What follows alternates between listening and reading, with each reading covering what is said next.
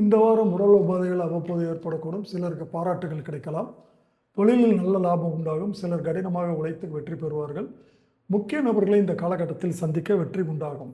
குடும்பத்தில் கணவன் மனைவி இடையே சிறு சிறு கருத்து வேறுபாடுகள் ஏற்பட்டாலும் விட்டு கொடுத்து செல்வதன் மூலம் சமாளிக்கலாம். நீங்கள் பேசுவதை தவறாக புரிந்து கொள்ளக்கூடிய சூழ்நிலை வரலாம். எனவே வார்த்தைகளில் கவனம் அவசியம். உத்தியோகஸ்தர்களுக்கு அதிக வேலை பளு இருக்கும். மேலதிகாரிகளின் வேலையும் நீங்களே செய்ய வேண்டியதாக இருக்கும். அதிக நேரம் வேலை செய்யும் அதிக உழைப்பும் தேவைப்படும். உங்கள் மனதிற்கு மகிழ்ச்சி அளிக்கக்கூடிய சில காரியங்கள் நடக்கும். மாணவர்கள் போட்டிகளில் வெற்றி பெற்று பரிசு தொகையை வெல்வார்கள். மூலம் இந்த வாரம் தொழில் வியாபாரம் முன்னேற்ற பாதையில் செல்லும். தேவையான பண உதவியும் கிடைக்கும். கடன் தொல்லை குறையும். தொழில் போட்டிகள் நீங்கும். உத்தியோகத்தில் இருப்பவர்கள் எதிர்பார்த்த பதவி உயர்வு கிடைக்கும்.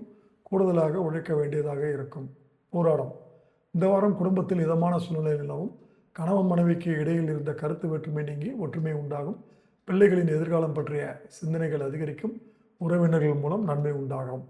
உத்திராடம் 1ஆம் பாதம் இந்த வாரம் மனதைரியம் கூடும். தன்னம்பிக்கையுடன் செயல்பட்டு காரிய வெற்றிகளை காண்பீர்கள்.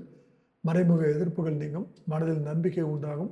துணிச்சலான சில முடிவுகளை எடுப்பதன் மூலம் நன்மைகளை பெறுவீர்கள். புதன் சஞ்சாரத்தின் மூலம் மனதில் மகிழ்ச்சியான எண்ணங்கள் வரும். பரிகாரம் சிவபுராணம் சொல்லி சிவனுக்கு வெண்பொங்கல் நிவேதனம் செய்யுங்கள்.